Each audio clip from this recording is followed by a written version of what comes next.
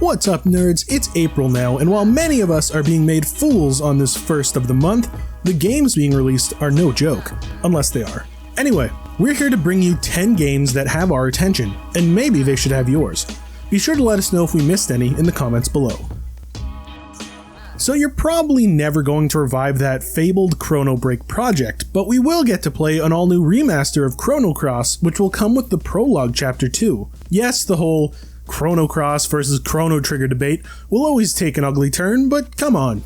What's not to like about preserving PS1 classics? Chrono Cross, the Radical Dreamers edition, follows the protagonist Surge, who has been isekai'd into another world where he can meet over 40 potential party members. Throughout the story, players uncover a narrative that takes this group across time with the hopes of saving the planet. Bring on Vagrant's story next, we say.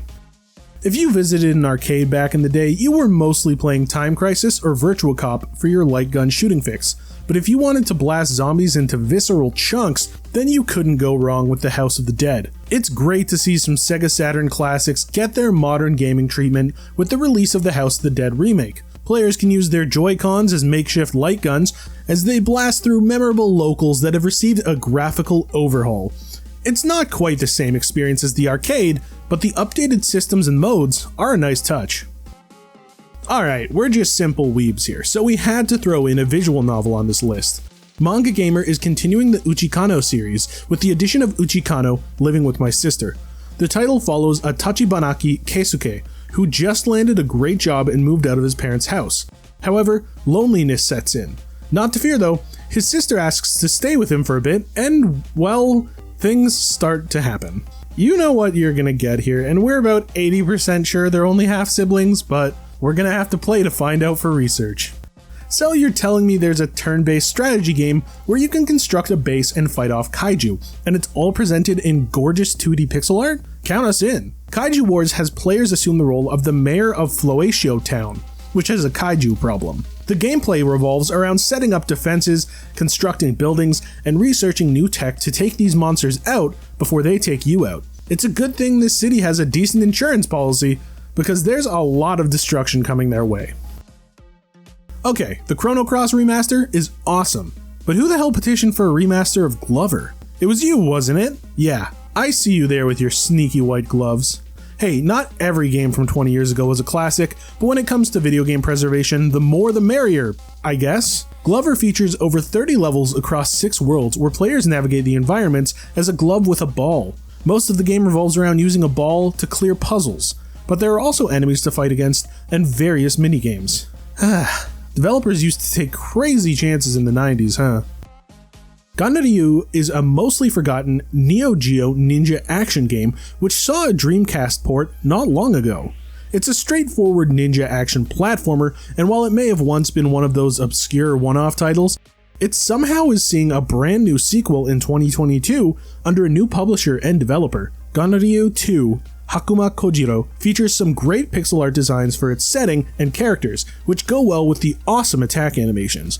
The story follows Musashi after his victory against Kojiro. During meditation, he was contacted by a spirit to get back to work, and we'll happily follow him on this new adventure. The Serpent Rogue is a roguelike with its own distinct presentation and style.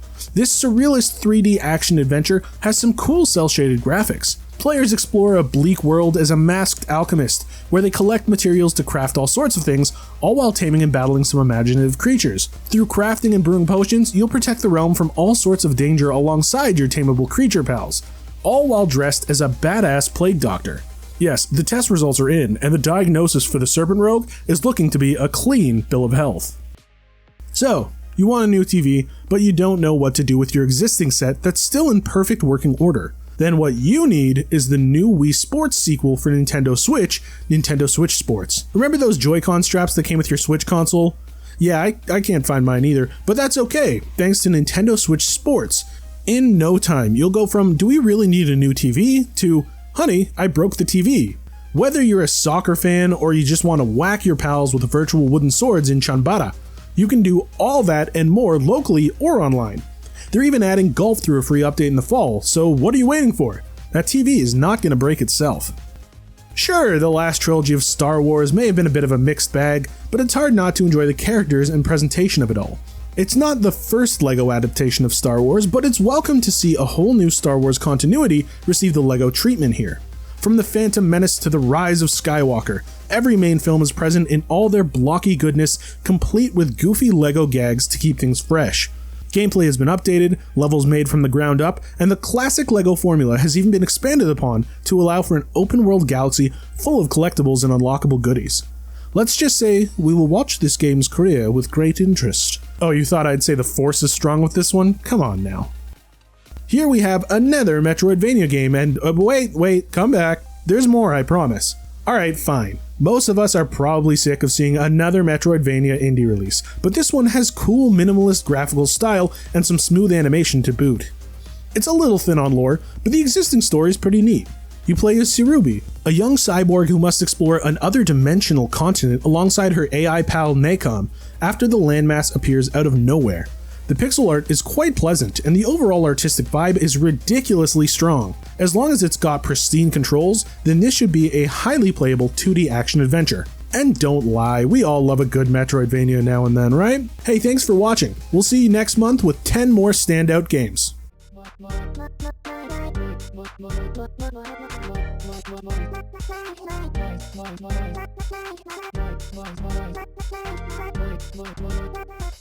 Noisy Pixel.